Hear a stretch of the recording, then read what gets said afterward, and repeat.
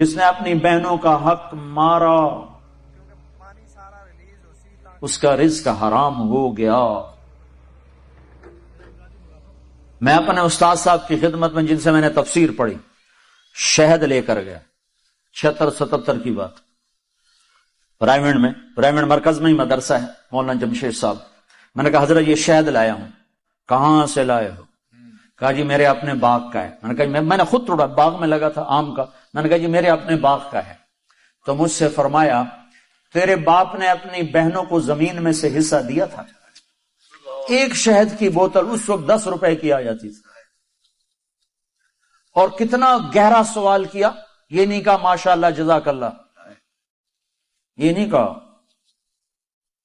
تیرے باپ نے اپنی بہنوں کو زمین میں سے حصہ دیا تھا؟